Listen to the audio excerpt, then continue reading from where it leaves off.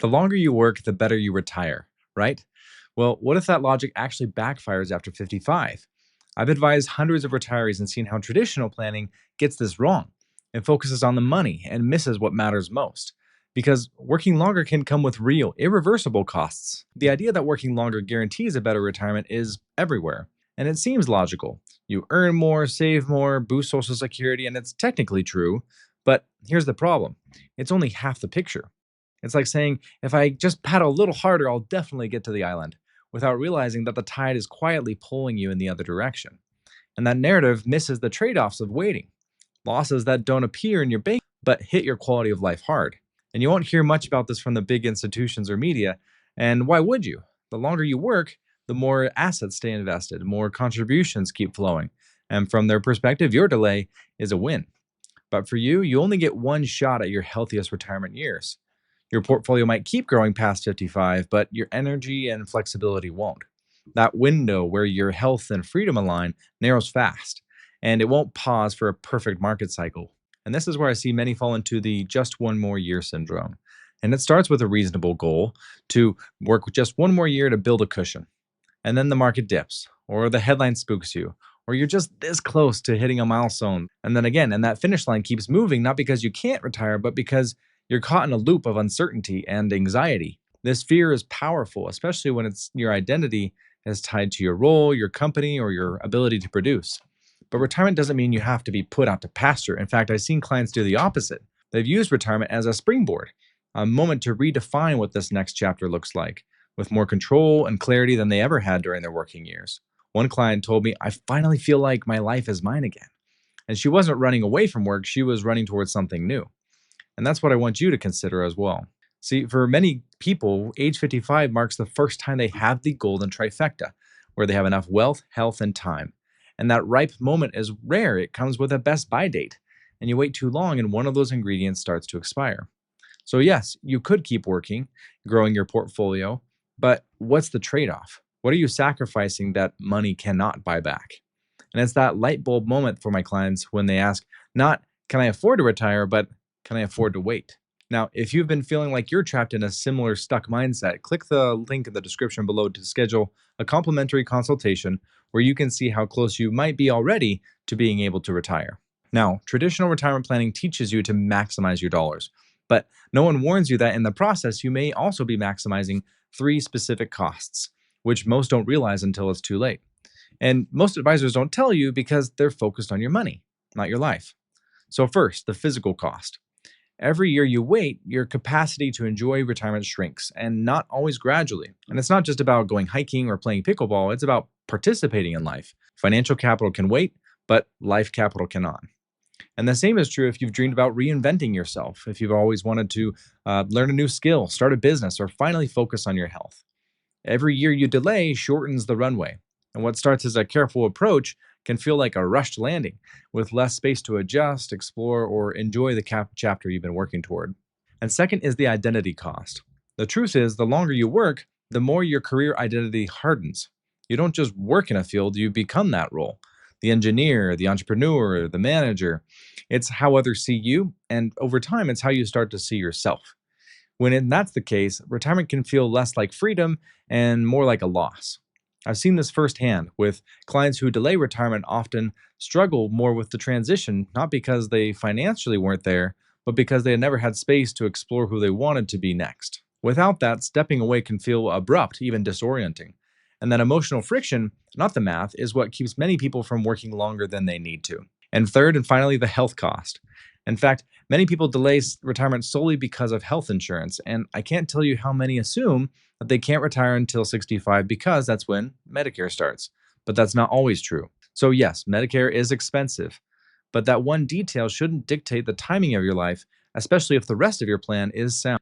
And here's something else that's rarely discussed, the impact of prolonged work stress on your health, especially after 55. A study in psychosomatic medicine found that chronic work stress causes inflammation, blood pressure, and the risk of depression. And that doesn't just affect how you feel, that affects how you age. Because there's a difference between lifespan, how long you live, and health span, how long you feel good. I want to share a story from a comment on one of my recent videos that really stopped me in my tracks. A viewer shared that his coworker, who had done all the right things financially, being frugal, conscientious, and fully able to retire, chose to keep working until his age 71 because he felt healthy and appreciated the income. Then, out of nowhere, he got sick. And just like that, he was gone.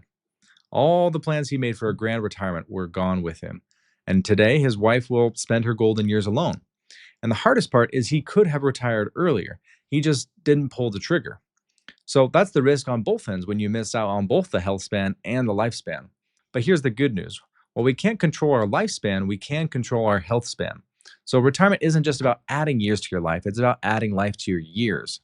And when you retire at the right time, you give yourself the space to protect your health and the freedom to enjoy it.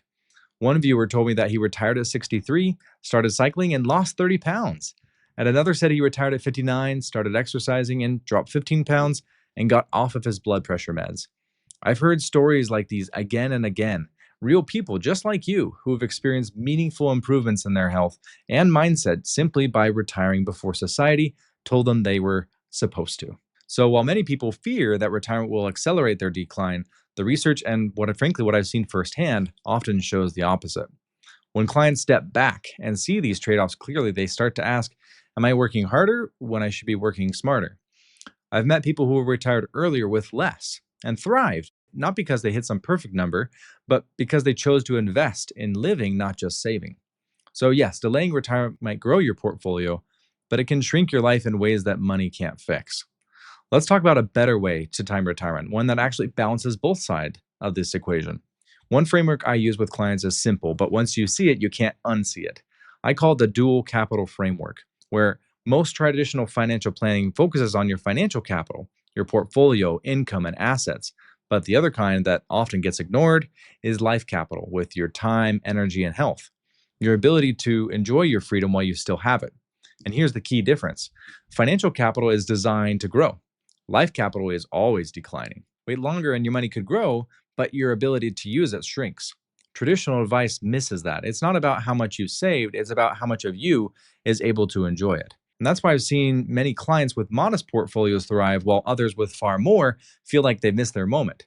Financial capital buys you options while life capital tells you whether you can still use them. And for many people, that gap between the two emerges like a plot twist right around age 55.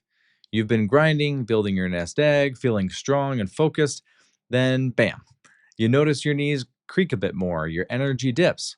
Meanwhile, your portfolio is still growing and you're trading some of your best remaining years for another zero on a statement. It's like swapping a sports car for a slightly nicer sedan you'll actually never take out of the garage. Because this is the reality of life capital, that from this point forward, those two curves between financial and life start moving in opposite directions. And that's what makes age 55 such a critical inflection point.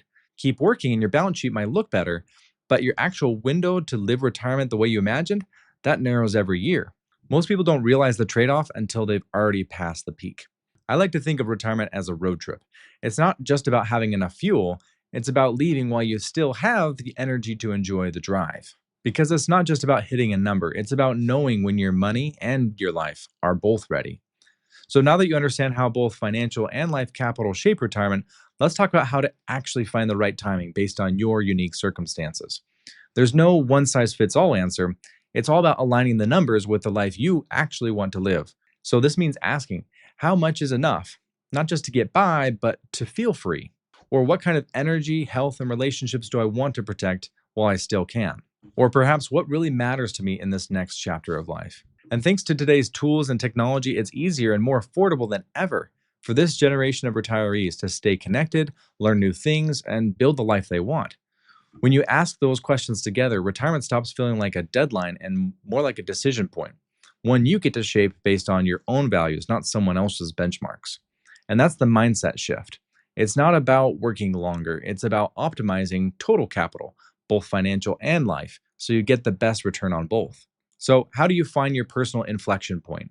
That point when it makes sense to stop working rather than keep going. So, first, start by running parallel projections. One is, okay, if I retire now. And the next to say, what if you work another 1, 3, or 5 years?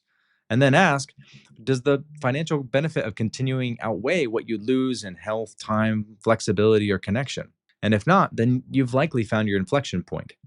This is something I walk clients through with our step by step retirement readiness roadmap to clarify timing and transition strategies built around their unique goals. After identifying your inflection point, consider a phase transition where you can do things such as reduce your hours or take a less demanding role at work.